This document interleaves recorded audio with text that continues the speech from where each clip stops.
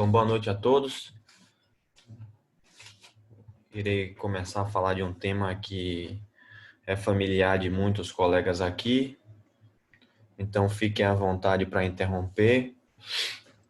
Irei trazer o que temos de evidências nesse perioperatório de cirurgia cardíaca, um tema muito palpitante para a gente e que, graças a Deus, a gente chegue cada dia mais com novos estudos e mais evidência nessa área, sem empirismos. Sabe-se que o pós-operatório de cirurgia cardíaca exige extrema perícia, prudência e um grau de conhecimento muito grande do paciente do ponto de vista hemodinâmico, ventilatório, renal, neurológico, visto que esses pacientes têm uma série de invasões e exige por parte do médico um conhecimento acentuado da fisiologia cardiovascular. A nossa intenção num paciente que se apresenta para uma cirurgia cardíaca é evitar o mínimo de disfunções orgânicas possíveis, visto que é um procedimento invasivo onde na maioria das vezes está presente a circulação extracorpórea. Portanto, uma série de medidas devem ser tomadas desde o pré-operatório, do intraoperatório e no pós-operatório para nós não nos depararmos com disfunções orgânicas e mudar o prognóstico do indivíduo, que na grande maioria das vezes se apresenta eletivamente para um procedimento cirúrgico no qual o seu médico assistente avaliou como pertinente. As complicações associadas ao pós-operatório de cirurgia cardíaca, ela vem caindo nas últimas décadas. Isso, em parte, aos nossos trabalhos, às nossas evidências que foram robustas, principalmente nas últimas 2 décadas. Observem vocês que o tempo de ventilação mecânica ele vem caindo, o tempo de unidade de terapia intensiva, a sua permanência ele vem caindo, assim como a internação hospitalar. E o que é mais importante, a mortalidade, o AVC e a síndrome de baixo débito cardíaco, que é um desfecho que acarreta a mudança de prognóstico do paciente, desde que ela não seja assistida da forma adequada. Iremos falar sobre esse tema especialmente nessa aula, que é o síndrome de baixo débito cardíaco. Para entendermos como o coração se comporta no pós-operatório, é necessário uma monitorização hemodinâmica, sem sombra de dúvidas, extremamente eficaz. E isso era possível para o maior entendimento nos trabalhos da década de 80, onde rotineiramente se utilizava o catéter de Swan-Ganz e faziam ventriculografias no paciente, mesmo no pós-operatório, para avaliar como esse coração se comporta.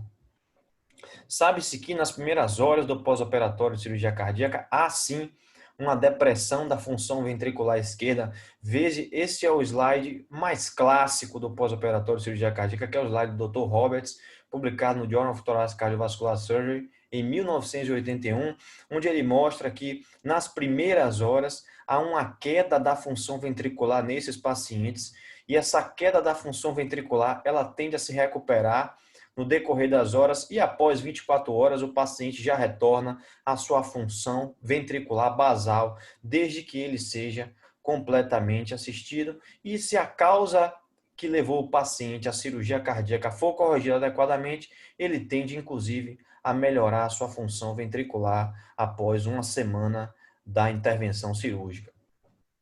Prestem atenção nesse gráfico. Aqui vocês notem no eixo das ordenadas a função ventricular, o trabalho do ventrículo esquerdo, e no eixo das abscissas, a pressão capilar pulmonar. Vejam vocês aqui, nas linhas horizontais, são as horas no pós-operatório. Então, primeiro 30 minutos, primeira hora, segunda hora, quarta hora, oitava hora, 18ª, 24ª.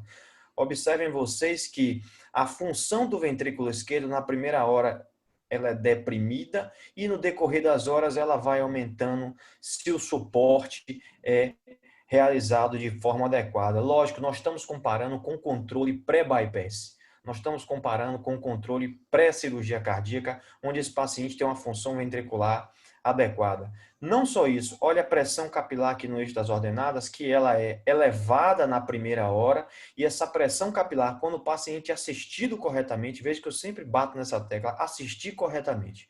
Quando o paciente é assistido corretamente, essa pressão capilar pulmonar tende a ir ao seu valor basal quando no pré-operatório. A síndrome de baixo débito cardíaco é caracterizada por disfunção ventricular associada à alteração de microhemodinâmica e baixo débito cardíaco no pós-operatório. É o que a gente chama de helicose. O helicose, essa síndrome de baixo débito, ela tem uma série de fatores predisponentes para a sua apresentação. Dentre elas, a idade avançada, a função ventricular no pré-operatório menor que 50%, uso da circulação extracorpórea, diabetes, má nutrição, o tempo de SEC, aqui já passando para fatores associados ao intraoperatório, o fato de ser uma cirurgia de urgência ou emergência, a revasc ser incompleta e nos exames laboratoriais, leucopenia, aumento do BNP e pró-BNP. O que determina essa síndrome de baixo débito cardíaco? Essa síndrome de baixo débito cardíaco, ela tem 3 pilares. O primeiro deles se apoia na disfunção do ventrículo esquerdo, e aqui associado à queda da fração de ejeção por redução de contratilidade, aumento da sobrecarga de pressão ou aumento da sobrecarga de volume, representando aqui um aumento da pressão de oclusão de artéria pulmonar, e no ventrículo direito também, de forma similar, redução da contratilidade e aumento da sobrecarga de pressão ou de volume. Então, a gente tem a disfunção do VE, a disfunção do VD, repercutindo em baixo índice cardíaco e queda da SVO2, ou a disfunção diastólica do ventrículo esquerdo. Cabe aqui uma ressalva, que a disfunção diastólica do ventrículo esquerdo é raramente uma causa de baixo débito cardíaco isoladamente. Vejam a palavra que eu estou usando com extrema cautela. Então, a disfunção diastólica do ventrículo esquerdo raramente é isoladamente uma causa de síndrome de baixo débito cardíaco. E como a disfunção faz isso? Se o ventrículo não se enche adequadamente, o seu volume diastólico será pequeno e o seu volume sistólico será pequeno, mesmo com a fração de ejeção normal. Então, isso acarretará um baixo débito diante dessa não complacência do ventrículo esquerdo com volume sistólico pequeno com a fração de ejeção normal. Isso raramente, isoladamente, é uma causa de baixo débito. E a gente vai dar esse diagnóstico em pressão de oclusão, aumento da onda E', em geral, um ataque cardíaco aumentada, aí aquele ventrículo que bate bem, mas com a fibrilação atrial de alta resposta, uma frequência de 150, isso gera uma queda do débito cardíaco, principalmente naqueles ventrículos hipertróficos da estenose aórtica, onde o paciente no pós-operatório pouco tolera a fibrilação atrial. Como eu manejo essa síndrome? Qual o melhor inotrópico para manejar a síndrome de baixo débito cardíaco? Ou melhor dizer, qual o menos pior? Qual o inotrópico menos pior para tratar a síndrome de baixo débito cardíaco? Vejam vocês que o nosso arsenal terapêutico, DOPA, Dobuta, milrinone, levosimedan, cada um tem um mecanismo específico. O milrinone no papel parece ser perfeito, mas quando compara aos demais, resultados frustros. Então, cada inotrópico tem uma ação específica, um mecanismo de ação similar, mas com um resultado extremamente homogêneo quando a gente coloca em estudos. O trabalho do Nielsen é um trabalho primordial, categórico, onde ele aplica a metodologia do Propense, emparelha grupos que usaram inotrópico no pós-operatório, comparado aos que não utilizaram inotrópico, e sempre determina um aumento de mortalidade naqueles pacientes que usaram inotrópico. Isso é algo comum a todos os estudos. E a gente aqui está emparelhando uma população que usou e não usou. Então, a população que não usou inotrópico, ela é tão grave a que usou inotrópico. E o que é interessante, vejam vocês que o paciente que nunca usou inotrópico, ele tem uma mortalidade acumulativa muito menor do que usou inotrópico só no intraoperatório, que é essa linha pontilhada, comparado àquele usou inotrópico no período pós-operatório apenas e aquele que utilizou no período perioperatório. Então, observem vocês que quanto mais inotrópico, pior. Se o paciente usou só no intraoperatório, ainda assim é pior do que o que não usou, e o que usou no pós-operatório e intra ainda é pior do que o que usou só no intra e o que não utilizou. Então, esse é o recado. Quanto mais inotrópico, pior. Este trabalho, essa meta-análise do Davi, utilizou só estudos randomizados e avaliou o uso do milrinone comparado ao controle no pós-operatório de cirurgia cardíaca e Também para esse inotrópico não houve mudança de desfecho comparado ao grupo controle. O levosimedan, no estudo Levo-CTS, foi utilizado nos pacientes com disfunção do ventrículo esquerdo, sendo que nesse trabalho a média da fração de ejeção é inferior a 30%, nos pacientes que tinham uma disfunção do ventrículo esquerdo e iam ser submetidos a uma cirurgia cardíaca. Então, o objetivo do estudo Levo-CTS aqui foi testar se o uso do levosimedan, já no contexto da sala cirúrgica, até as próximas 24 horas de pré-operatório, ou seja, o POI, se o uso do levosimedan no POI determinaria mudança de desfecho quando comparado ao grupo placebo. E no seu desfecho primário, nós observamos que não há diferença nos 4 componentes: disfunção renal, morte, injúria miocárdica em 5 dias, necessidade de suporte mecânico. Não houve diferença comparado ao grupo placebo nos 4 desfechos e nos dois componentes do endpoint primário, morte e disfunção renal. Então, o levosimedan não acarretou mudança de prognóstico quando comparado ao placebo utilizado preventivamente desde a sala operatória. Mas é lógico, quem usou levosimedan teve menos síndrome de baixo débito cardíaco. Bom, se o levosimedan fosse utilizado e tivesse a mesma porcentagem de síndrome de baixo débito cardíaco, então não era levosimedan. Eu estava me injetando água destilada na veia do doente. Então, isso é esperado. Agora, a pergunta é, se eu desenvolvo síndrome de baixo débito e trato, eu mudo o prognóstico comparado ao paciente que utilizou levosimedan? Então, a resposta é que não. Então, utilizar levosimedan e ter menos síndrome de baixo débito, desde que eu trate a síndrome de baixo débito adequadamente, quando ela aparecer, não muda o prognóstico no perioperatório. Então, é esperado ter menos síndrome de baixo débito no grupo que usou levosimedan, assim como é esperado usar mais inotrópico no grupo placebo. Mas o tempo de permanência na UTI e a mortalidade é a mesma, ou seja, ter síndrome de baixo débito não mudará o prognóstico desde que você trate o paciente adequadamente. Um estudo de desenho diferente ao do Levo-CTS, mas que é o estudo Chita, ele utilizou o levosimedan nos pacientes que necessitavam de suporte hemodinâmico no pós-operatório, além da terapia padrão. E o que a gente observa, mais uma vez, é que a sobrevida dos pacientes que usou levosimedan comparado ao placebo, lógico, ambos utilizando a terapia padrão, não mudou nenhum desfecho, nem o tempo de internação em UTI, nem o tempo de internação hospitalar.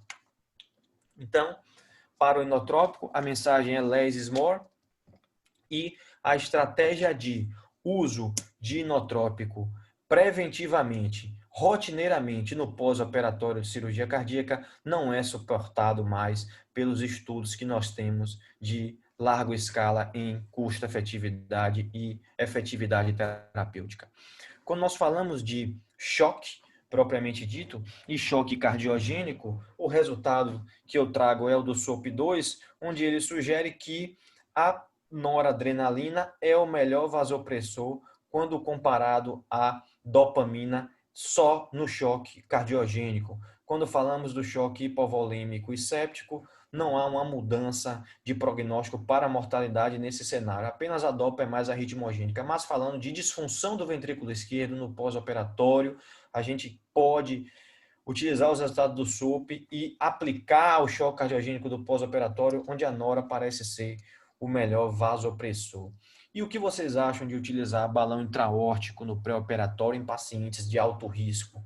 Pacientes que têm fração de ejeção menor do que 40, pacientes com eriscol maior do que 6. É o trabalho da Graziella, esse é um trabalho do INCOR, que foi publicado no Critical Care em 2018, onde ela utilizou esses pacientes e viu que utilizar balão intraórtico preventivamente no pré-operatório nesses pacientes grave com disfunção do VE não mudou desfecho de mortalidade nos primeiros 30 dias. Então, usar balão preventivamente até o momento não acarreta em mudança de prognóstico nenhum e pode promover complicações vasculares.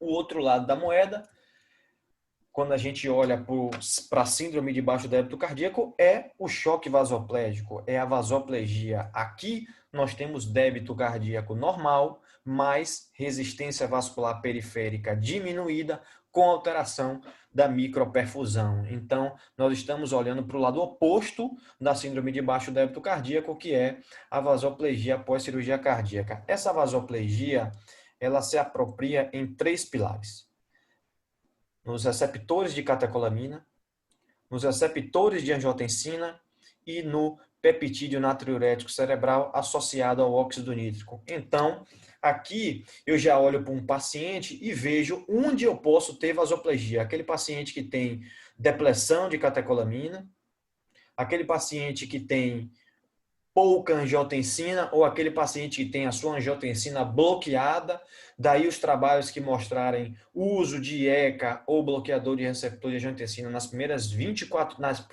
verdade nas primeiras não, nas 24 horas antecedentes à cirurgia cardíaca, terem uma maior probabilidade de uso de droga vasoativa, de maior dose de droga vasoativa e de choque vasoplégico.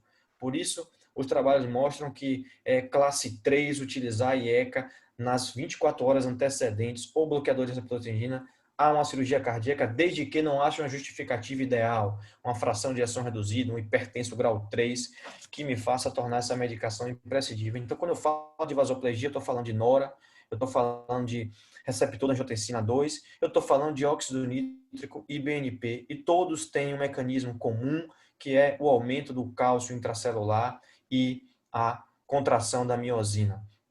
Então, quando eu bloqueio essas 3 vias, o que eu vou ter é uma redução do cálcio e uma vasodilatação associada à fosforilização da miosina.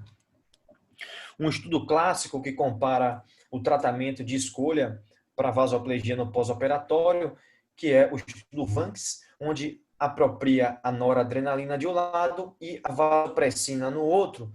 E os senhores podem observar, em sobrevida livre de eventos, observamos que a nora teve uma menor sobrevida livre de eventos comparado à vasopressina em 30 dias para o desfecho primário, que foi de mortalidade, tempo de ventilação mecânica superior a 48 horas, infecção de externo, reoperação e insuficiência renal aguda. Esse estudo com poder nos mostra que o desfecho primário foi reduzido às custas de insuficiência renal. Isso é algo que nós sabemos, porque a vasopressina ela age na arteríola eferente e aumenta a sua pressão e de uma forma que a taxa de filtração glomerular é otimizada. Então, quando a gente dá vaso, o paciente urina mais. Isso é observado no pós-operatório corriqueiramente. Então, a vaso parece ter um benefício maior em relação à nora no que diz respeito à disfunção renal para o choque vasoplégico e nos desfechos secundários uma menor taxa de fibrilação atrial, que é esperado, já que a nora tem ação catecolaminética. E isso repercutiu em menores dias de internação em terapia intensiva. A vasopressina nesse trabalho foi dosada corriqueiramente nas primeiras 24 horas no grupo VAS e no grupo NORA, e a gente observa que realmente no grupo NORA houve uma depressão de vasopressina comparado ao grupo vasopressina, e isso explica a maior persistência da vasoplegia nesses pacientes. Então, a vasopressina seria uma opção terapêutica nesse cenário de vasoplegia. Observe que nós não falamos em vasopressina no choque cardiogênico. Então, quando a gente se preocupa com a vasopressina, é em relação à isquemia de membros inferiores. E nesse trabalho, nós não observamos isso. Porém, a isquemia de membro inferior acontece na vasopressina quando há uma superposição entre vasopressina e noradrenalina, que é o que eu vou mostrar para vocês. Observem aqui, quando nós falamos de isquemia digital, quando eu associo vaso com catecolamina, com nora, eu tenho mais isquemia digital. E quando eu uso só nora, eu tenho um maior benefício em prevenir isquemia digital. Observem que eu estou adicionando e não comparando no estudo VANCS. Então, essa meta-análise do JAMA compara a adição, não só a comparação head-to-head, a adição da vasopressina à catecolamina.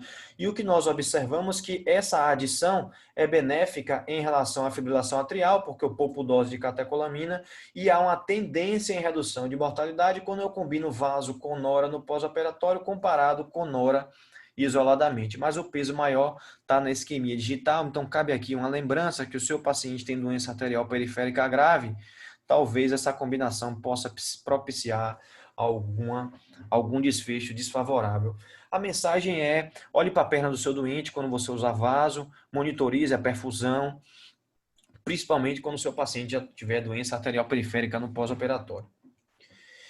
Aqui eu trago um trabalho interessante e provocador, que é um trabalho do Ozawa, onde ele avalia o manejo hemodinâmico do paciente no perioperatório utilizando o Gold-Diuretic Hemodynamic Resuscitation com a terapia padrão. O que seria esse GDHR? Seria você monitorizar o paciente de forma minimamente invasiva, com monitor de débito cardíaco, que é um lídico, que é um EV1000, e você hidratar o paciente baseado no seu volume sistólico indexado, baseado na fluido-responsividade pelo delta-PP ou SVV, baseado na sua permeabilidade extravascular pulmonar, na quantidade de água extravascular pulmonar. Então, você hidratar e usar inotrópico baseado em valores da microhemodinâmica, valores que o lídico e o EV1000 pode te dar. E o trabalho do Ozawa mostra que, na sobrevida livre de eventos, os grupos que usaram GDT comparado ao usual care, o que é usual care? Usual care é utilizar baseado em SVO2 e lactato.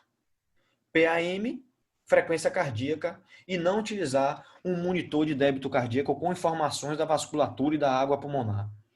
E nós observamos uma sobrevida livre de eventos mais acentuada no paciente que usou o GDT, assim como um menor tempo de UTI e um menor tempo de internação hospitalar, favorecendo sempre a monitorização hemodinâmica com débito cardíaco no pós-operatório. Outro trabalho é o trabalho do Gopfert, da Anestesiol de 2013, que aí ele utilizou o que nossa instituição nos promove, que é o EV1000, onde ele fazia um controle da hemodinâmica baseado no delta-VV, que prediz fluido-responsividade, e na água extravascular pulmonar, associado ao índice cardíaco. E, novamente, mostrou que a taxa de complicações no grupo estudado, ou seja, no grupo GDT, onde eu avalio a monitorização do débito cardíaco, é bem menor do que comparado ao grupo controle, que não utiliza a monitorização do débito cardíaco, e sempre há uma redução de tempo de permanência em unidade de terapia intensiva quando eu utilizo a prática do GDT, que é o EV1000, que a nossa instituição nos promove. Quando eu utilizo meta-análises comparando o GDT com a terapia padrão, que é lactato, SVO2, pressão arterial e frequência cardíaca, os trabalhos eles mostram que há um favorecimento de menor taxa de eventos quando eu utilizo a GDT, que é um monitor do débito cardíaco. Então, as meta-análises de estudos randomizados trazem essa resposta para a gente. E qual é a sugestão? A sugestão no manejo do perioperatório do paciente é não fazer volume em achismo, é não dar inotrópico ou vasopressor em achismo, é se pautar de monitorização hemodinâmica do débito cardíaco, de água extrapulmonar, de volume diastólico do ventrículo esquerdo e fazer um julgamento se o paciente precisa de volume, de inotrópico, de vasopressor. É lógico, pacientes que têm uma disfunção do VD, principalmente com hipertensão pulmonar, o catéter de Swan-Ganz é a terapia de escolha. Nesse grupo, você se vai pautar em pressão de oclusão, débito cardíaco, e o Swan-Ganz nos promove o diferencial de débito cardíaco do VE e do VD, diferente do catéter de EV1000, que nos vai trazer dados referente à função ventricular global. Então, o Swan-Ganz tem aplicação no cenário ideal. E, lógico, nós não perdemos o foco da pressão arterial médica e do metabolismo, mas eles são um ponto e não o cerne, o centro. Vasopressor, qual utilizar? Nora, nós já falamos disso, nós estamos falando de síndrome de baixo débito cardíaco ou vasoplegia, e utilizar a epinefrina quando a frequência cardíaca está menor do que 60. Lembrar que epinefrina em choque cardiogênico aumenta a taxa de choque cardiogênico refratário e aumenta lactato, hein? É o trabalho do Levi publicado no JACC. Então a gente só usa epinefrina quando a frequência cardíaca está inapropriamente baixa e quando o marca-passo não promove dissincronia e queda do débito cardíaco. Isso é interessante. Às vezes o paciente no pós-operatório está com a frequência de 70, 60, você quer dar o marca-passo, mas se você introduzir o marca-passo, você der a demanda do marca-passo para o doente, de promover a captura, ele pode ficar dissincrônico no pós-operatório e cair o volume sistólico com a frequência maior. Então, às vezes, você dá um vasopressor, você ganha mais débito do que você promover a entrada do marca-passo. Então, toda vez que você entrar com o marca-passo no doente no pós-operatório, avalie se o seu VTI, se o seu volume sistólico cai ou não. De preferência, se você está com EV1000, você consegue perceber isso em minutos. Então, além do manejo hemodinâmico do paciente, eu preciso olhar para a volemia. E quando eu falo de volemia, a gente tem uma atenção especial ao HB do meu paciente, se ele está anêmico ou não. Transfundir no pós-operatório sempre foi uma necessidade, mas sempre foi uma preocupação também. Estudos observacionais mostravam que os pacientes que transfundiam na linha pontilhada, eles tinham a maior mortalidade comparado aos pacientes que não transfundiam. E isso também era refletido em tempo de internação em UTI. Então, o paciente não transfundido, ele tinha uma alta hospitalar mais precoce comparado ao paciente transfundido, da UTI e também do hospital. Então, transfundir sempre foi uma necessidade, mas sempre foi uma preocupação. E quanto mais transfusão, mais custo. Sempre foi também uma associação homogênea entre transfundir e custo. Mas será que os dados dos estudos observacionais foram confirmados em estudos randomizados? O TITRI-2 é uma prova de que não. O TITRI-2 usou 2.000 pacientes, randomizou 2.007 pacientes e comparou a estratégia liberal de transfundir com HB maior do que 9 versus uma estratégia restritiva de transfundir com HB menor do que 7,5. E não houve mudança no desfecho combinado com P de 0,29 entre o grupo liberal e o grupo restritivo. Qual é o problema? Houve uma maior mortalidade no grupo restritivo comparado ao grupo liberal. Isso gerou uma preocupação na comunidade cardíaca muito grande, na comunidade de cirurgia cardíaca. Será que eu transfundir menos, eu aumento a mortalidade? Os resultados não me incomodaram, primeiro porque o desfecho primário foi não significativo, segundo porque os endpoints do desfecho primário, eles que acompanhavam desfechos isquêmicos, infecção e choque, não geraram nenhuma mudança no grupo restritivo versus liberal, ou seja, apesar de eu encontrar maior mortalidade, a causa da maior mortalidade que seria associada à transfusão, que é isquemia, choque e infecção, não foi diferente entre os grupos. Então, essa maior mortalidade provavelmente veio ao acaso. E nenhum grupo teve maior benefício de uma estratégia liberal versus uma estratégia conservadora. Inclusive o grupo que foi de apenas revascularização miocárdica, que tem uma doença coronária, que nos preocupa mais, a gente fica na cabeça de querer sempre levar mais o HB do paciente coronariano. Então aqueles que não eram coronarianos também não tiveram nenhum benefício comparado aos coronarianos em transfundir, assim como diabéticos e assim como os pacientes com fração de ejeção reduzida, que poderiam ter um maior benefício de uma transfusão. Então, não houve grupo que se beneficiasse de uma estratégia liberal comparada à restritiva.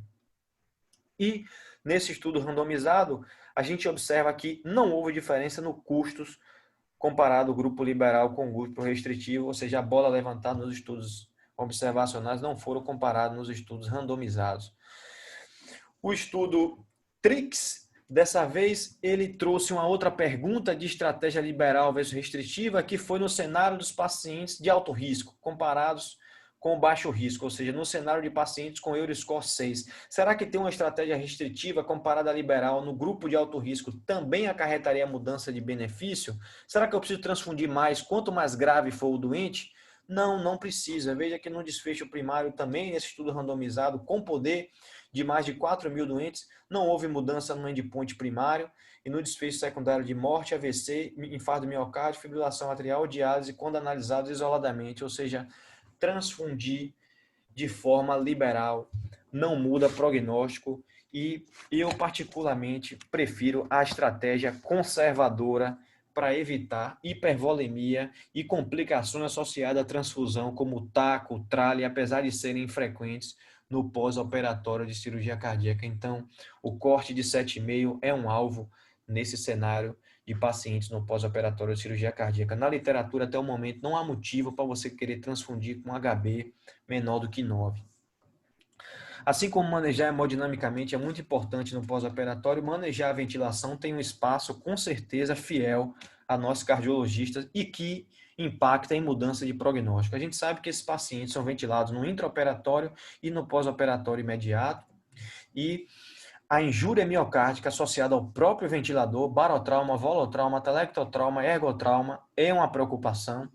O fato da transfusão, onde a gente acabou de falar, onde trale e taco são complicações associadas ao pós-operatório de cirurgia cardíaca e os próprios efeitos do bypass que promovem implicações na circulação pulmonar e, sem sombra de dúvida, injúria ao nível de pneumócito.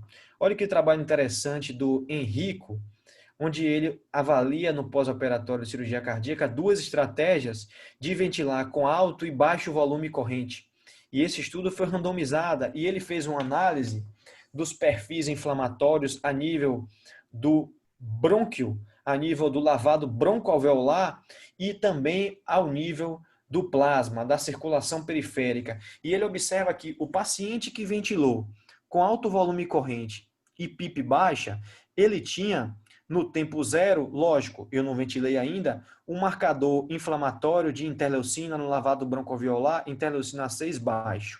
Quando eu, no tempo 1 de 6 horas, eu doso essa citocina no lavado broncoalveolar, eu observo que o meu nível de interleucina já sobe.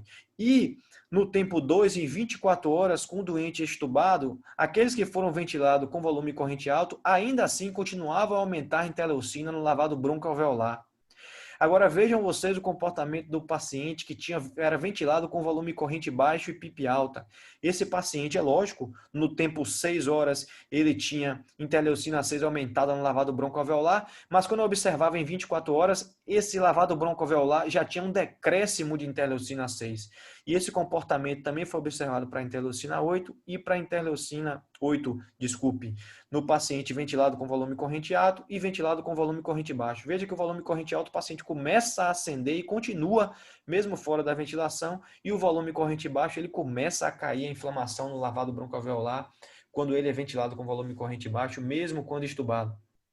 O plasma segue o mesmo comportamento, olha, aumentando em volume corrente alto e fazendo uma curva com formato em U no volume corrente baixo, assim como para a interleucina 8 em volume corrente baixo, em volume corrente alto, desculpe, e volume corrente baixo. Ou seja, não dá para ventilar um paciente no pós-operatório com volume corrente alto. Todo paciente ventilado, quando chega do centro cirúrgico, você já deve ir para o ventilador, ver o seu peso predito e ventilar para o seu peso predito um volume inferior a 6 ml por quilo de peso. Isso é algo mandatório. A fisioterapia deve trazer essa informação para você sempre de que ele está ventilado de forma adequada.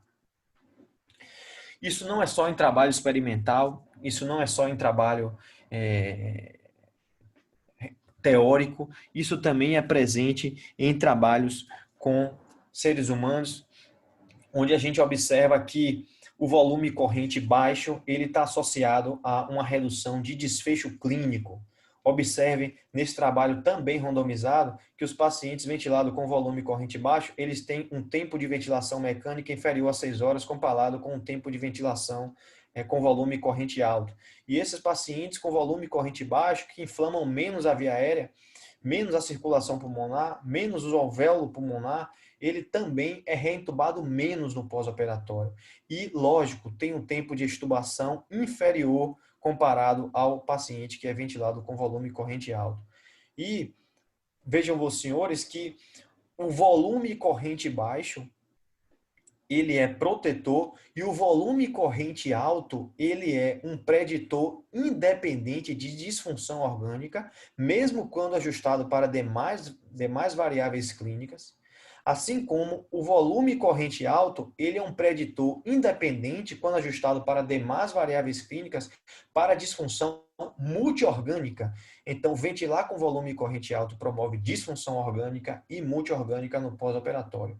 E qual a estratégia ventilatória no intraoperatório? Eu posso dizer para vocês é que não sei afirmar, porque os trabalhos têm baixa qualidade e qualquer afirmação seria uma afirmação imprudente da minha parte.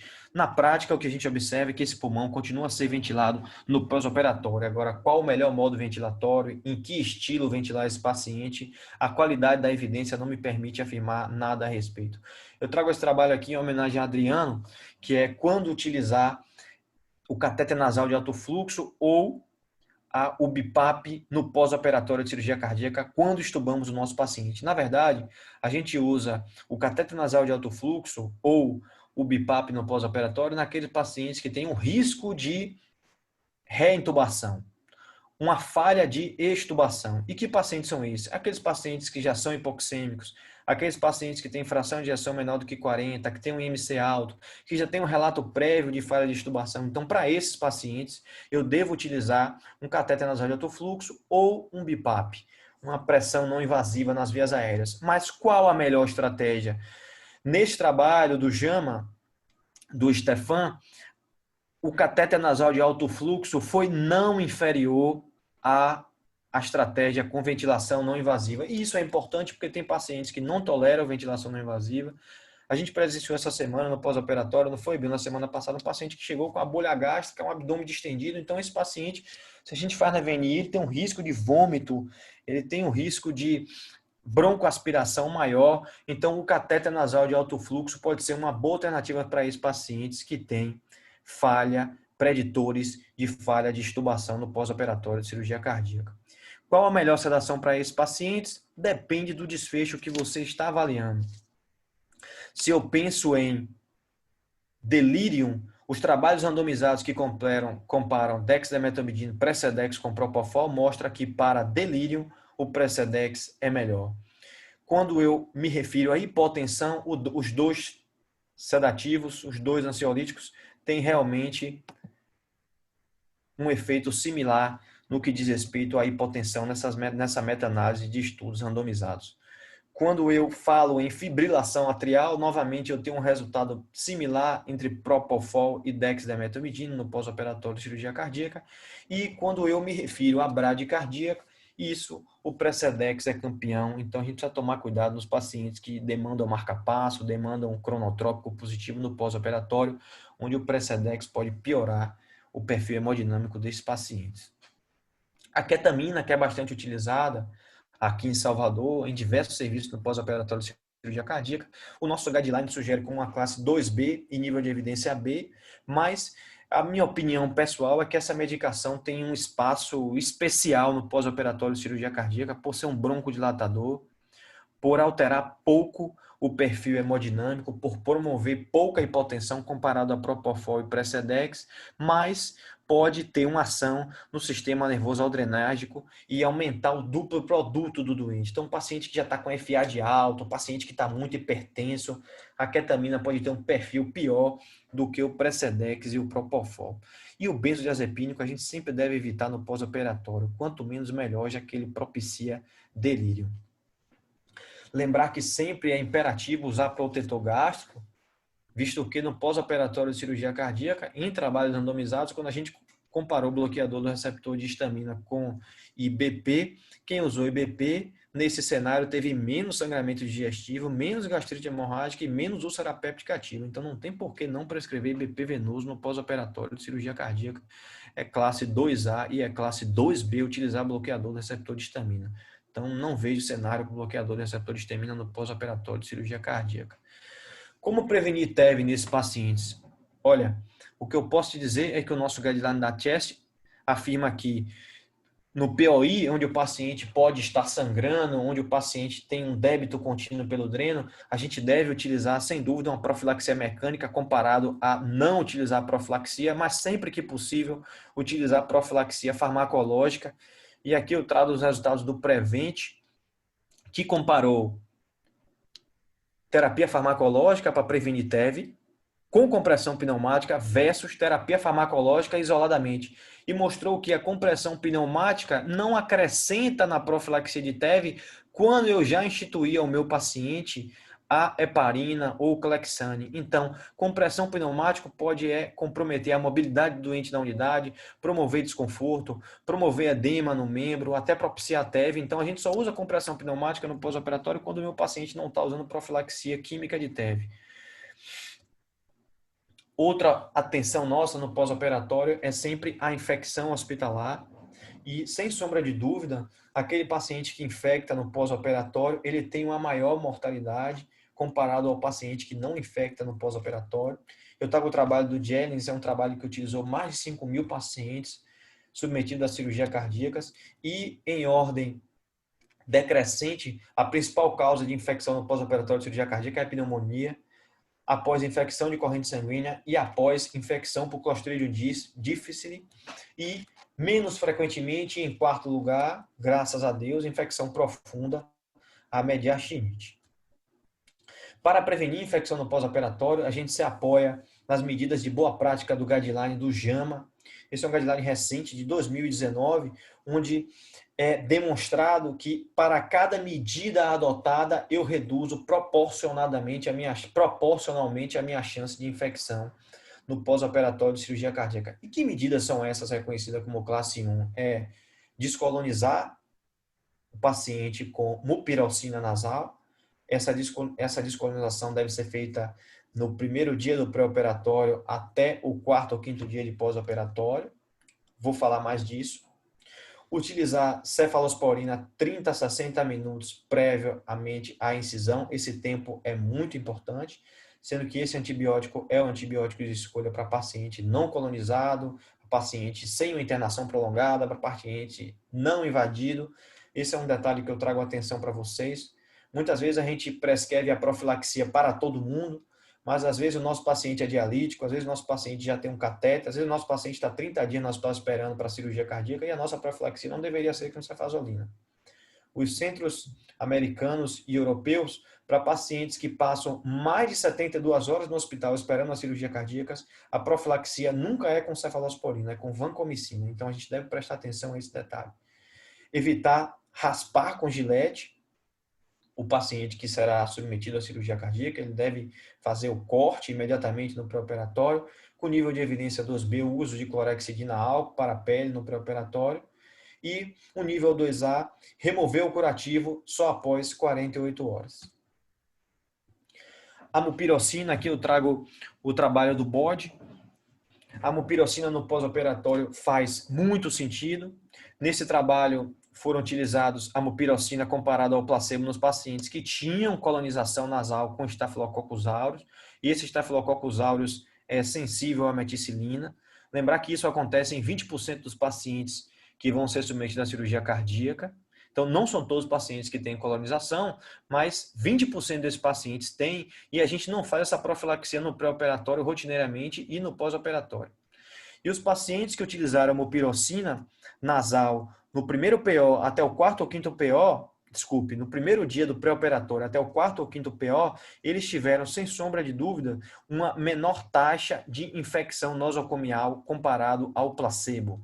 Então, aqui é 3,4% versus 7,7%, ou seja, uma redução de 58% nos pacientes que utilizaram mupirocina em infecção por Staphylococcus aureus, sendo a fonte endógena, lógico. E essas infecções foram de sítio profundo, principalmente, que é uma preocupação nossa no pós-operatório, ou seja, eu estou evitando mediastinite, é infecção profunda de ferida, com uma profilaxia simples de pomada como pirocina nasal. O Dr. Lazar, conhecido de todos os cirurgiões cardíacos, ele orienta que rotineiramente deve ser administrada mupirocina no pós-operatório de cirurgia cardíaca em todos os pacientes, na ausência de um teste com PCR nasal ou cultura de SWAB. Então, se o paciente não fez o SWAB nasal no pré-operatório, ele deve sempre utilizar mupirocina. Se ele fez e mostrou que não tem estáfilo, não tem sentido eu utilizar a mupirocina pomada. Então, essa é uma recomendação classe 1 e nível de evidência A. E quais são os fatores de risco independentes para infecção no pós-operatório de cirurgia cardíaca? Os fatores de risco independentes são: para prevenção, uso de cefalosporina de segunda geração, que é o que a gente faz. E o fator de risco, esse é o fator de proteção, o uso de cefalosporina, e o fator de risco é uma antibiótico terapia prolongada por mais de 48 horas. É abominado usar antibiótico por mais de 48 horas como profilaxia. Isso gera resistência, mudança de flora e aumento do risco de infecção nosocomial. E ventilação mecânica por mais de 24 horas, principalmente quando mais de 48 horas. A glicemia deve ser sempre um alvo terapêutico, menor do que 180 no não diabético, menor do que 220 no diabético. Então, todo paciente tem que ter um controle glicêmico no pós-operatório de cirurgia cardíaca. Então, como nós já comentamos, nós devemos fazer a profilaxia com antibiótico-terapia nas primeiras 60 minutos antes da incisão. Isso não deve exceder 48 horas. E a nossa terapia recomendada é cefazolina ou ceforoxina. E como alternativa para os pacientes que são alérgicos a essa terapia, usar clinda ou vancomicina e lembrar que o nosso paciente que está internado por mais tempo, que é invadido, que tem catéter, que é dialítico, a vancomicina deve ser a droga de escolha e não a cefazolina. Uma preocupação nossa no pós-operatório também é a síndrome de pós-pericardiectomia. E aqui eu trago dos resultados do estudo CUPS, um estudo randomizado que comparou a colchicina com o placebo no pós-operatório de cirurgia cardíaca.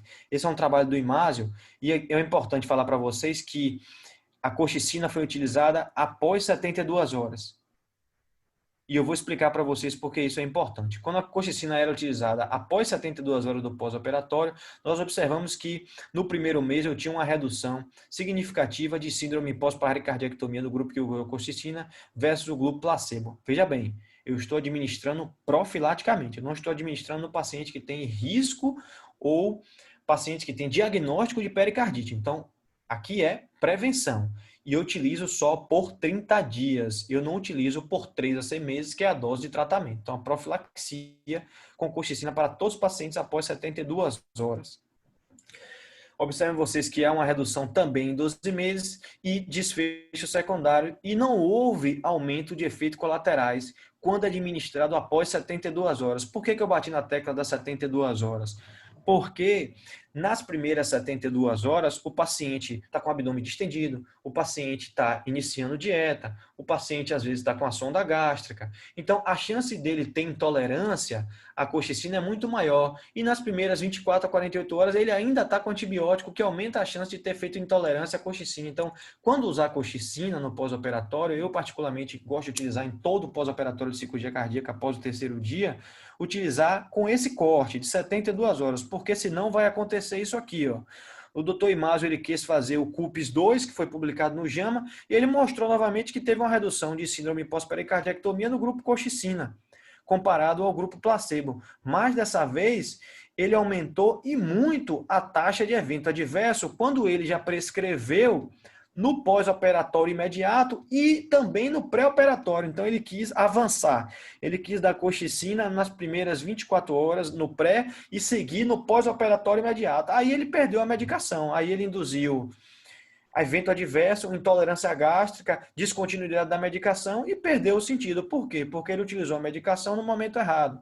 Então, o doutor Imásio teve um trabalho belíssimo no seu primeiro estudo, no CUPS 1, e no CUPS 2 ele mostrou quando não utilizar. Então, no primeiro, quando utilizar, no segundo CUPS, quando não utilizar, e nos trouxe essa informação, essa evidência no pós-operatório. Então, a colchicina é recomendação classe 2A na diretriz de doença pericárdica, na diretriz europeia, e deve ser utilizada após cirurgia cardíaca, na dose de 0,5 miligrama, nos pacientes que têm menos de 70 quilos, nos pacientes que têm mais de 70 quilos, utilizar 0,5 miligrama 2 vezes ao dia.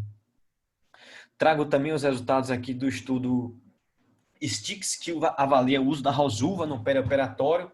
Esse é outro mito, onde os pacientes que utilizavam estatina no perioperatório foram suspensos 8 dias antes da cirurgia cardíaca e foi randomizado para utilizar Rosuva ou não utilizar no perioperatório. E aqueles pacientes que utilizavam Rosuva no perioperatório e que pararam a medicação anteriormente, eles tiveram uma maior taxa de evento renal adverso comparado aos pacientes que permaneceram com a Rosuva durante todo o perioperatório, ou seja, ele já tomava a Rosuva e continuou tomando. E o outro paciente parou a Rosuva e só começou a tomar no pós-operatório. A mensagem desse trabalho é: se você já usa Rosuva e vem de casa com a Rosuva, continue. Se você não usa a rosuvastatina e chega para fazer uma cirurgia cardíaca, não prescreva a rosuvastatina para o seu paciente. Por quê? Porque no pós-operatório eu tenho a mesma taxa de injúria miocárdica, eu tenho a mesma taxa de mortalidade, mas eu tenho uma taxa mais elevada de injúria renal. E isso foi comprovado em meta-análises que utilizaram a estatina nos pacientes que foram submetidos à cirurgia cardíaca, comparado aos pacientes que foram submetidos à terapia com estatina em pós-operatório de não cirurgia cardíaca. E os resultados apontam que o STIX demonstrou nos pacientes que tinham procedimentos não cirúrgica cardíaca, eles tinham um benefício para infarto do miocárdio em utilizar a estatina, porém nos pacientes que utilizavam a estatina para a cirurgia cardíaca, eles não tiveram diferença em relação ao desfecho infarto do miocárdio, mostrando que o benefício é voltado para não cirurgia cardíaca nessa medicação no perioperatório. Novamente, para AVC, se o paciente vai ser submetido a cirurgia cardíaca, não há benefício, quanto que o paciente também vai ser submetido a uma não cirurgia cardíaca, também não houve benefício. Então, o benefício da estatina parece ser mais direcionado para infarto e não cirurgia cardíaca. Quando eu falo de disfunção renal no pós-operatório, aquilo que o STIC já mostrava, a meta-análise reafirma. Quando eu utilizo estatina no perioperatório de cirurgia cardíaca, eu aumento minha taxa de insuficiência renal e quando é um paciente que vai ser submetido a uma não cirurgia cardíaca, não há diferença na taxa de insuficiência renal. Ou seja, a diretriz aponta que não é recomendado iniciar a estatina brevemente no pré-operatório de cirurgia cardíaca. Se o paciente já vem de casa tomando, mantenha. Se o paciente não está tomando em casa, não prescreva no perioperatório. Já comentei para vocês que o inibidor da ECA deve ser preferencialmente descontinuado no pré-operatório por questões relacionadas à vasoplegia do pós-operatório de cirurgia cardíaca. Se aquele paciente é hipertenso grave, se aquele paciente tem disfunção do VE, você avalia a sua manutenção com a classe 2A. O beta-bloqueador ele deve ser iniciado precocemente no pós-operatório, cuidado com a pressão arterial, cuidado com a frequência cardíaca, cuidado com o relato de BAVT no pós-operatório, naqueles pacientes para prevenir fibrilação atrial, porém é mandatório nos pacientes que têm disfunção do VE ou infarto agudo do miocárdio recente. Outra polêmica é continuar ou descontinuar a aspirina para ser submetido a uma cirurgia cardíaca. Aqui eu trago os resultados do estudo ATACAS e lembro a vocês que os pacientes incluídos no estudo ATACAS, ou seja, parar ou continuar a aspirina no pré-operatório, não eram pacientes que tinham alto risco de sangramento ou plaquetopênicos, porque esses pacientes não foram randomizados por nós julgarmos que neste perfil de pacientes a gente deveria suspender a aspirina no pré-operatório. Então, o estudo ATACAS nos mostra que não houve diferença em endpoint primário para suspender a aspirina no perioperatório comparado ao grupo placebo que não utilizou aspirina. Então, utilizar aspirina no pré não parece mudar desfecho. O desfecho utilizado foi infarto, morte, AVC, insuficiência renal, TEP e infarto isquêmico de alça intestinal. E nenhum desfecho isoladamente mostrou um benefício para a aspirina, inclusive infarto agudo do miocárdio. Agora, aqui é diferente. No pós-operatório, a conversa muda. No pós-operatório, é imperativo utilizar aspirina e precoce, preferencialmente nas primeiras 6 horas. Quando eu utilizo aspirina, vejam vocês que eu já reduzo mortalidade no pós-operatório de cirurgia cardíaca. E essa curva ela já se começa a se abrir a partir do 5º dia. Então, utilizar aspirina no pós-operatório de cirurgia cardíaca é mandatório. Não utilizar aspirina no pós-operatório de cirurgia cardíaca aumenta a mortalidade. E esse benefício é ainda maior nos pacientes que utilizaram aspirina nas primeiras 6 horas. Então, se o paciente passou mais de 6 horas e não tomou aspirina, se o paciente tem dificuldade de desmame ventilatório, passe uma sonda enteral e faça aspirina.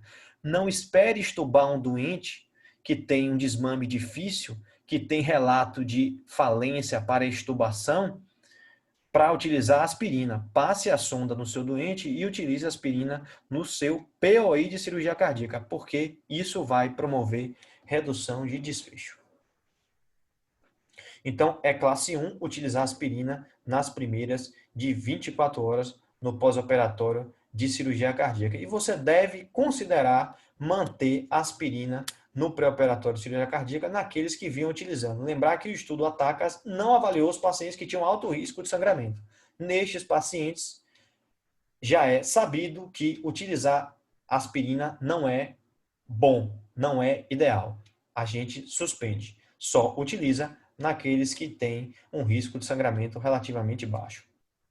E qual é a mensagem final? A mensagem final é, para fazer um bom pós-operatório de cirurgia cardíaca, é necessário que todos sentem, discutem, façam evidência, e isso inclui o anestesista, isso inclui o intervencionista, o cirurgião cardíaco, o especialista ecocardiografista no pós-operatório, o especialista em doença valvar, em doença isquêmica, porque a gente vai discutir qual a melhor medicação do pré, qual a medicação ideal do pós, que droga vasoativa utilizar para esse paciente, como manejar a hemodinâmica desse paciente no pós-operatório.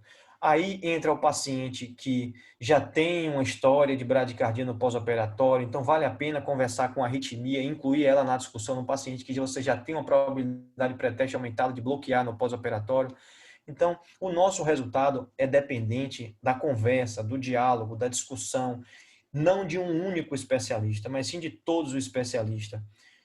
O cirurgião que vai operar o caso, ele é, sem sombra de dúvida, o médico que terá autonomia para guiar a condução do pós-operatório, assim como o médico que assistente que indicou a cirurgia cardíaca.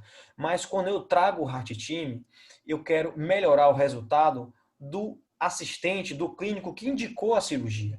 Eu quero melhorar o resultado do cirurgião que está operando o paciente. Eu não quero interferir na autonomia do médico assistente nem do cirurgião. Pelo contrário, eu quero ajudá-los, eu quero melhorar o resultado da instituição, do cirurgião e do médico que indicou a cirurgia para o paciente ficar satisfeito e a instituição também. Então, a palavra-chave para um pós-operatório de cirurgia cardíaca ter sucesso é Heart Team. Então, é essa a mensagem que eu queria deixar para vocês aí em relação ao pós-operatório.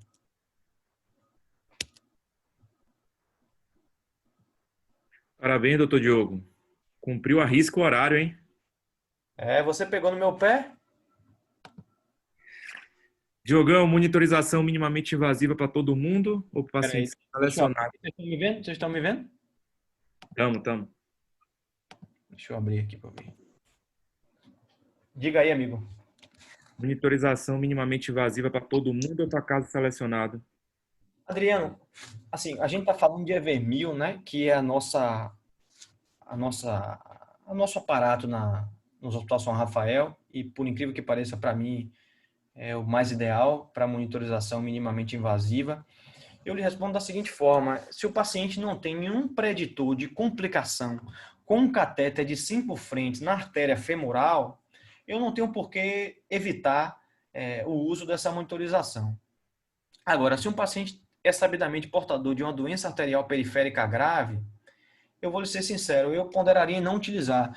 Mas se é um paciente que não tem nenhum fator complicador para isso, um catéter de 5 frente em uma artéria femoral, num paciente que vai ser submetido a uma circulação extracorpórea, a uma toracotomia, eu vejo que num paciente que você invade, você põe ele em circulação extracorpórea, uma agressão grande, uma agressão imponente, um catéter de 5 frente numa artéria femoral nesse cenário, eu não vejo como nada demais. O catéter central você já vai passar porque o paciente precisará de um catéter central. Então você passaria o catéter central da Evermil. A questão é se esse paciente tem um fator de risco para complicação arterial periférica ou não. Se ele não tiver, não tem por que você não utilizar uma ferramenta que lhe vai ajudar no manejo hemodinâmico do paciente no pós-operatório. Vai lhe ajudar a evitar sobrecarga de volume, que vai lhe permitir uma reabilitação mais precoce, que vai lhe permitir uma alta mais precoce, até porque enxergar a hemodinâmica do paciente no pós-operatório nas primeiras 6 horas significa que esse paciente, sem sombra de dúvida, terá sucesso quando você guia ele. Agora, se você passa as primeiras 6 horas sem entender para que lado está o seu doente, se ele está precisando de líquido, se não está, se é droga, se é inotrópico, se não é, você certamente vai se perder nesse caminho e trará maus resultados. Eu não quero que o Evermil fique o POI inteiro. Não, eu quero que o Evermil fique nas primeiras horas do pós-operatório, que é a hora ouro na qual eu vou entender para que lado o meu paciente está caminhando. Parabéns, Diogo. Brilhante apresentação. Eu, particularmente, já tive a oportunidade de assistir essa aula quando você chegou de São Paulo, em outra instituição. Realmente, seu olhar pragmático e científico realmente mudou o resultado daquela instituição. Eu pude acompanhar isso, nós discutimos bastante sobre esse tema. E você falou aí de uma coisa muito importante, que são as horas ouro. A gente, inclusive, já conversou sobre isso, do paralelo, né, com o choque séptico, que a gente deveria utilizar esse raciocínio também pragmático e proativo para o paciente. Porque, assim, na impressão é que esses pacientes, quando passam o time deles, é muito mais difícil você trazer e acaba se perdendo muito tempo. Esse paciente é aquele paciente que vai desenvolver algum tipo de complicação, alguma infecção respiratória, fibrilação atrial, uma manutenção de um choque, e é isso que aumenta o tempo de internação hospitalar e acaba tendo outros desfechos. Eu queria que você fizesse um comentário aí sobre essas golden hours aí, por favor. Isso mesmo, Guedes. Não há como ter sucesso se não entender se não enxergar o doente. Eu digo isso para os residentes todo dia. Você já enxergou o seu doente? Porque se você não enxergou o seu doente, provavelmente você tem 50% de chance, no mínimo, de estar errando no seu manejo dele. Então, enxergar o doente no pós-operatório é fundamental. Quando eu cheguei, eu ouvia de muitos, e isso é algo que ficou e foi difícil tirar da cabeça de muitos colegas isso. Paciente no POI de cirurgia cardíaca tem que positivar 2 litros. Eu ouvia isso e falava, rapaz, é isso mesmo. Acho que eu preciso estudar um pouco mais. Todo paciente no pós-operatório de cirurgia cardíaca ganha dobuta. A gente ficava olhando assim, mas por quê, né? Será que precisa tanto? E o que a gente viu é que quando a gente usava uma terapia racional, baseada em débito cardíaco, baseada em água extrapulmonar, baseado em catéter de Swan-Ganz, quando indicado, a gente tinha muito mais sucesso terapêutico e aquela noção de que esse paciente está todo invadido, vai dificultar a reabilitação, veja só, vai ficar lá com o catéter amarrado no pescoço, com o catéter femoral na perna. Eu quero que esse catéter saia em 12 horas, eu quero que esse catéter saia em 6 horas, se eu já entendi o meu doente. Então, trabalhar nessas primeiras horas é mudar o desfecho do doente. Se você deixar esse doente se desarrumar nas primeiras 6 horas, você vai correr atrás desse doente nas próximas 72 horas e com a chance de sucesso muito baixa. Então, é o que a gente conversa. Esse cara chegou no POI da cardíaca, você assistiu ele mal no início, você deixou ele inflamar, você mudou o comportamento hemodinâmico do doente, você dificultou a extubação do doente, você aumenta a taxa de infecção hospitalar. Então, o médico deve ser agressivo nessas primeiras 6 horas. Entender o paciente, saber para que lado eu devo ir. Se é a hidratação, se é o inotrópico, se é o vasopressor, se é uma síndrome de baixo débito, se é um choque vasoplégico. Eu preciso entender para ter sucesso no meu tratamento. O eco substitui, Diogo, o EV1000? Rapaz, essa é uma pergunta maravilhosa. Essa pergunta eu vou lhe responder da seguinte forma. Você se incomoda de descompartilhar sua tela? Porque como a aula está gravando, sua tela vai ficar aí no nosso blog. Eu boto o quê aqui? Retomar compartilhamento? É isso que você quer que eu tire? Tirar o compartilhamento. Pronto. Foi? Ótimo. Então, me fizeram essa pergunta e fizeram essa pergunta a um artigo de revisão do Intensive Care, onde o título do artigo de confusão era o título do artigo de revisão era termodiluição transpulmonar. E aí eu trago outro artigo também da Current Opinion Critical Care, que ele pergunta, catéter de Swan-Ganz existiu alive? E nesses 2 artigos, a pergunta é a mesma. Eco ou catéter de diluição transpulmonar? Eco ou catéter de Swan-Ganz? A resposta é a mesma. Os 2. Eu preciso dos 2. Eu não vou escolher entre um e outro. Eu não preciso escolher entre um e outro. São os 2. Eu preciso entender o meu paciente com o ecocardiograma e com o meu monitor de débito. As informações são complementares. O meu monitor de débito cardíaco me diz a função ventricular global. Ele não me diz a função do VD. Ele não me mostra como está o pericárdio. Ele não me fornece o ultrassom de pulmão, que pode trazer informações preciosas a título de derrame pleural, por exemplo. Já que o meu paciente, se tem um derrame pleural volumoso no pós-operatório, eu tenho um comprometimento da minha leitura do meu catéter de EV1000, da minha água extravascular pulmonar. Então, você tem fatores que o eco lhe ajuda e que interpreta e que promovem comprometimento da leitura do catéter de termodiluição transpulmonar, que pode não ser fidedigno, por exemplo, se o meu paciente tem um TEP. Então, a resposta ela é categórica. Os 2, sempre. Nunca um isoladamente.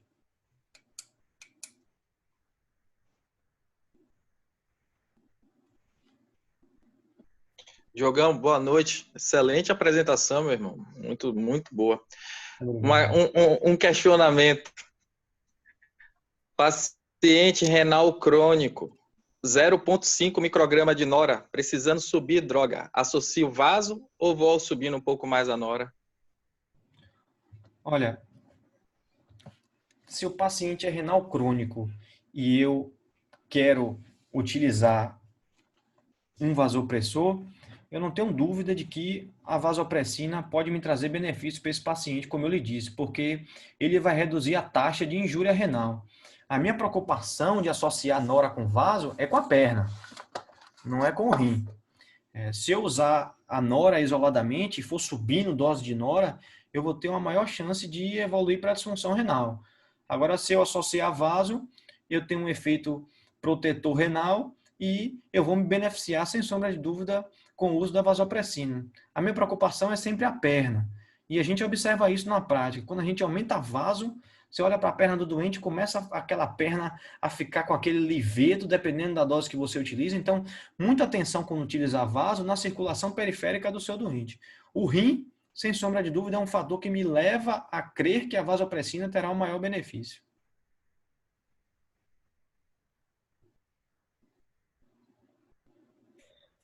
Diogo, parabéns pela sua aula, uma aula muito completa.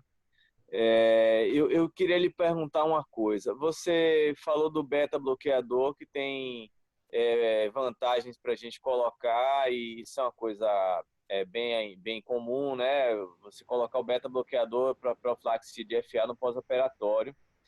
E depois você falou que o beta-bloqueador para o paciente que tem infarto agudo ou tem disfunção miocárdica é mandatório o seu uso no pós-operatório. Então, assim, eu já tive a oportunidade de ver em situações como essas, paciente, ele sai com inotrópico da sala, ao longo do primeiro, segundo dia, você vai, desmama o inotrópico e entra com o beta-bloqueador, e esse paciente fazer síndrome de baixo débito nas próximas 24 horas. Então, eu queria perguntar para você, o beta-bloqueador é mandatório, sem dúvida, mas em que momento e com que critério colocá-lo durante o curso do pós-operatório? Perfeito, Rapode. Você trouxe um cenário aí importantíssimo. Aliás, isso não serve nem para o pós-operatório de cirurgia cardíaca, isso serve até para o infarto agudo miocárdico, o paciente que teve um choque cardiogênico recente, que parece que o médico tem a obrigação, na primeira hora do paciente infartado, dar beta-bloqueador para ele. Isso é um vício de muito cardiologista e que é um vício equivocado. O beta-bloqueador no pós-operatório de cirurgia cardíaca, às vezes eu recebo muita crítica a respeito disso, viu? Eu vejo colegas chegar que estão na enfermaria, poxa, os pacientes estão vindo da UTI com pouca prescrição de beta-bloqueador no pós-operatório, os pacientes têm chegado da cirurgia cardíaca aqui na enfermaria e eu não vejo na prescrição do pós-operatório. Vamos ficar mais atento com isso, tem que sair da UTI com beta-bloqueador. E o seu apontamento é fundamental. O paciente que usou vasopressor durante um tempo prolongado, um paciente que ficou mais vasoplégico, um paciente em que eu tive um desmame de difícil dinotrópico e que é mais frequente em quem tem disfunção ventricular, esse paciente eu prefiro, sem sombra de dúvidas, assisti-lo mais no pós-operatório e iniciar um beta-bloqueador a regime de enfermaria, onde meu paciente já está muito mais compensado do que na própria unidade de terapia intensiva. E digo mais para você, no paciente que tem disfunção do VE, a gente observa mais frequente síndrome de baixo débito cardíaco, e o beta-bloqueador é um risco para a síndrome de baixo débito cardíaco. Então, eu concordo com você, não há o tempo na literatura ideal para instituir essa medicação. Você vai ter que analisar cada caso e individualizar seu paciente. E eu prefiro, inclusive nesse cenário que você falou, mandar o paciente, se ele fez FA, por exemplo, já no pós-operatório, só com Ancoron, mesmo para controle de frequência, do que beta-bloqueador, para não ter esse efeito inotrópico negativo e gerar um novo baixo débito. E no momento apropriado, eu utilizo o beta-bloqueador para o meu doente. Lembrar que FA no pós-operatório, controle de ritmo ou de frequência, não muda a mortalidade. Então, eu não preciso ter pressa para tornar o meu doente em ritmo sinusal, e eu não preciso ter pressa para dar beta-bloqueador para ele. Lógico, se ele decolou no pós-operatório do início ao fim, eu dou beta-bloqueador para ele dentro da UTI. Agora, se ele usou vasopressor, se ele teve um desmame lento de inotrópico, eu, sem sombra de dúvida, vou promover um choque, uma maior chance de um síndrome de baixo débito no pós-operatório. Agora, eu já me arrependi também, viu, Raposo? Eu vou ser sincero a você. Eu já tive paciente no pós-operatório que saiu lindo, caminhou, andou e fez uma FV deambulando. no pós-operatório de cardíaca e eu perdi o doente com fração de ejeção de 18%. O paciente sobreviveu a tudo e fez um FV no pós-operatório, no segundo pós-operatório de cirurgia cardíaca. Será que se eu desse beta-bloqueador para ele mais precocemente, ele teria feito essa FV? Não sei. Então, é difícil você achar o ponto de equilíbrio. Mas eu concordo com você. É o doente no pós-operatório que vai lhe mostrar se ele merece beta-bloqueador precoce ou tardio a nível de enfermaria.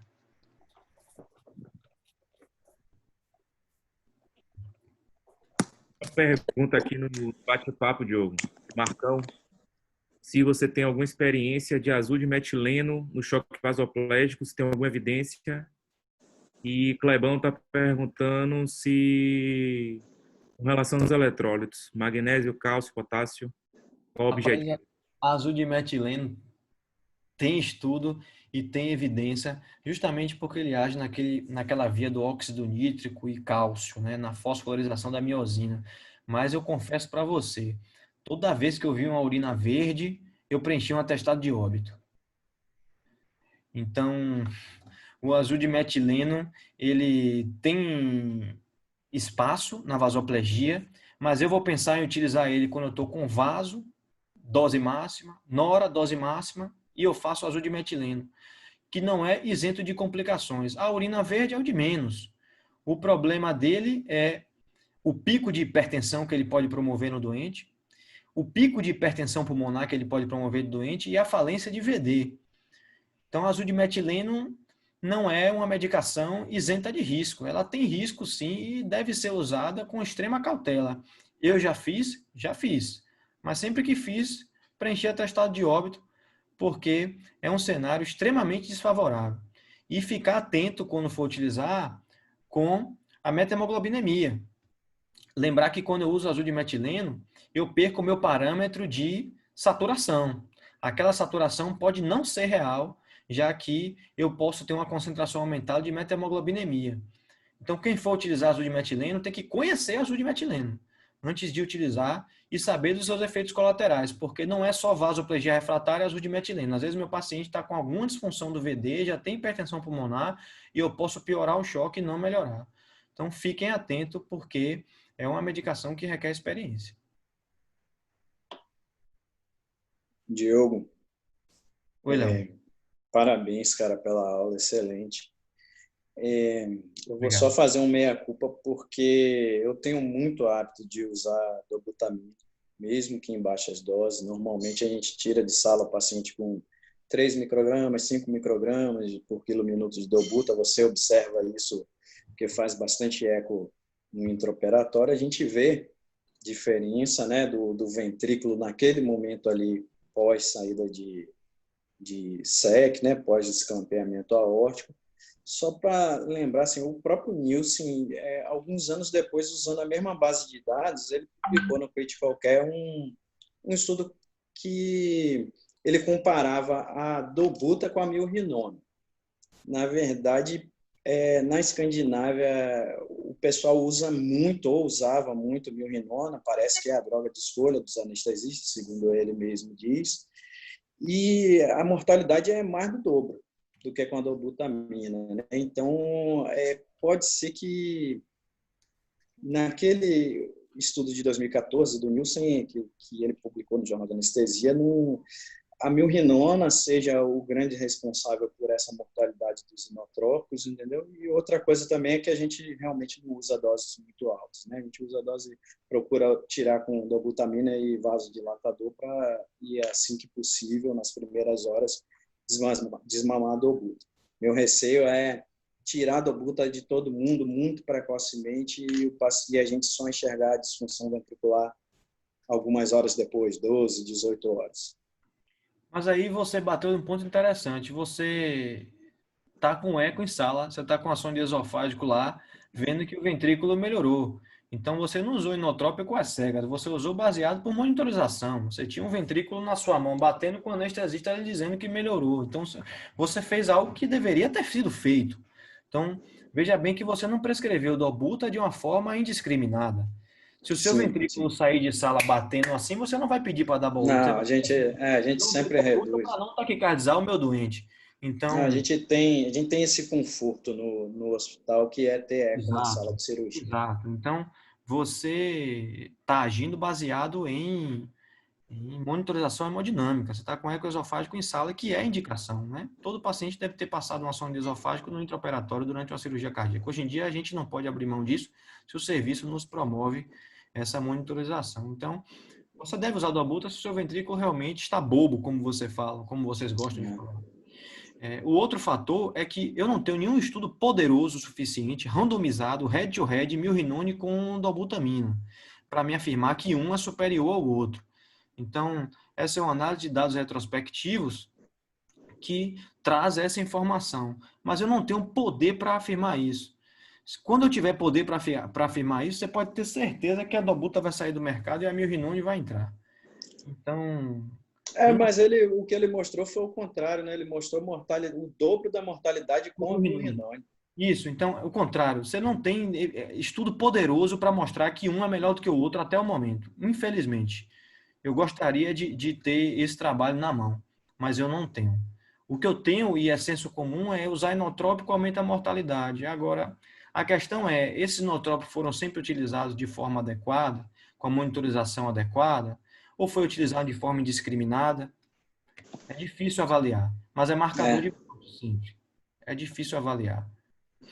Lembrar que tem um trabalho que vai sair, que é o Dobutrax, que é um trabalho randomizado que avalia utilizar dobuta por monitorização minimamente invasiva, que aí é eco em sala, EV1000 no pós-operatório, comparado com dobuta indiscriminadamente no pós-operatório, justamente por esse receio aí, e a gente vai ver aí o que é que vai encontrar. Diogo, eu queria fazer mais uma colocação, uma pergunta, na verdade. A gente sabe da reabilitação precoce como um pilar aí para o resultado no pós-operatório de cirurgia cardíaca. E há muita mística em relação disso, né? Receios de mobilização. Eu queria que você falasse um pouquinho da sua experiência aí, o seu olhar, de quando começar e o que pode ser feito em relação à reabilitação precoce dos pacientes. Olha, Guedes, Adriano faz isso muito bem em querer tirar o doente do leito o mais rápido possível. Na minha cabeça, o paciente está sem droga vasoativa ou está com droga vasoativa a dose baixa, ele deve ser mobilizado. Utilizar dreno torácico não é motivo para paciente não deambular. Se isso for feito com segurança, ele deve deambular. E eu penso que, tão logo o paciente é estubado, se a hemodinâmica do doente permite, e a microhemodinâmica também, esse paciente deve ser, sem sombra de dúvidas, mobilizado. Eu tomo um cuidado muito grande também, e tem trabalhos mostrando sobre isso, em paciente que tem fator de risco aumentado para a decência de externo. Esse é um problema também, que é paciente muito obeso ou mulher com mama volumosa. Esses pacientes você tem que ter cuidado com a reabilitação, porque às vezes você pode propiciar uma decência. Então, a reabilitação desses pacientes, eu gosto muito de usar uma cinta ou tem um dispositivo, acho que você já deve conhecer, tem um dispositivo da indústria farmacêutica que ele é como se fosse uma cinta que tem tipo um colar que você aperta assim, faz o ajuste e trava, e o paciente fica com um colar aqui, como se fosse um colar ortopédico para segurar a mama, e o paciente muito obeso. Isso ajuda bastante na reabilitação no pós-operatório e inclusive na fisioterapia respiratória e manipulação de secreção pulmonar, adreno. Então, na minha cabeça, Guedes, reabilitar o quanto antes, desde que com segurança. Bacana. E esse dispositivo é produção baiana, viu? Não sei se você sabe disso, é a indústria baiana que produziu. Eu tenho amostras. Eu queria que você falasse um pouquinho, meu irmão, de ventilação mecânica. Porque assim, não é toda instituição que vai ter a disponibilidade de uma monitorização mais efetiva. Você tem um doente e às vezes existem parâmetros que são superestimados aí em relação a tocar ou não o desmame ventilatório. Então, alguns locais se prendem ao lactato e, sem dúvida nenhuma, a extubação precoce, principalmente nas primeiras 6 horas, ela é fundamental para um bom resultado. Eu queria que você comentasse um pouquinho. Na verdade, a pergunta é ao contrário. Quando não estubar? Porque acho que estubar ficou claro que deve ser um olhar proativo de estubar nas primeiras 6 horas. Isso é como se fosse remédio, é terapia. É diferente de uma conduta expectante. Então, vamos fazer a pergunta pelo outro lado. Quando é que eu devo ter receio de estubar o paciente? Olha, a resposta é a que todos gostam de dar, né? Que é: você não estuba no paciente in deteriorem, que a literatura utiliza como termo clássico, que é o paciente que você está subindo droga, que é um paciente que você está aumentando o FiO2, que é um paciente que você está piorando o lactato. Então, o paciente que está in deteriorem é o paciente que você não deve estubar. O paciente que não está in deteriorem é o paciente que você deve estubar. Então, nunca estude o doente piorando. Agora, o doente que não está piorando, se você tem segurança para estubar, estube. Ventilar o paciente nas primeiras 6 horas bem é primordial. Então, volume corrente baixo, eu mostrei a todos vocês aqui as evidências para ventilar com volume corrente baixo. Cuidado com o BiPAP no pós-operatório de forma indiscriminada. Isso pode trazer náusea, vômito, paciente broncoaspirar, não é legal. O catéter de alto fluxo é uma boa saída para os pacientes que não toleram o BiPAP quando indicado. É uma boa saída para aqueles pacientes que têm uma distensão gasosa abdominal. Então, instituições devem ter seu protocolo. É importante a unidade de terapia intensiva ter um checklist de quem é o paciente que tem risco de falência de extubação no pós-operatório de cardíaca. Deve existir um checklist que deve ser aplicado. Se o paciente se aplica a um desses critérios, vamos utilizar catéter de alto fluxo ou vamos utilizar uma VNI. Vamos ver o que seria melhor para esse paciente. Então, todo pós-operatório de cardíaca deve existir um checklist da ventilação e deve existir um checklist da falência para extubação. Se o paciente preencher todo esse checklist, a gente procede à extubação e define se ele faz VNI ou catéter nasal de alto fluxo. Se não é pensado nisso, a gente está começando a errar. Então, em pós-operatório de cirurgia cardíaca, a ventilação mecânica é igual a checklist sempre. Se a gente não fizer isso, a gente vai piorar o prognóstico do nosso paciente. Diogo, parabéns, velho. Vamos finalizar aqui, mas foi fantástico. Muito assunto, muita evidência, muito trabalho, sem sombra de dúvida, não dá para exaurir o tema, mas a gente trouxe as coisas mais frequentes aí, um pouco mais polêmica.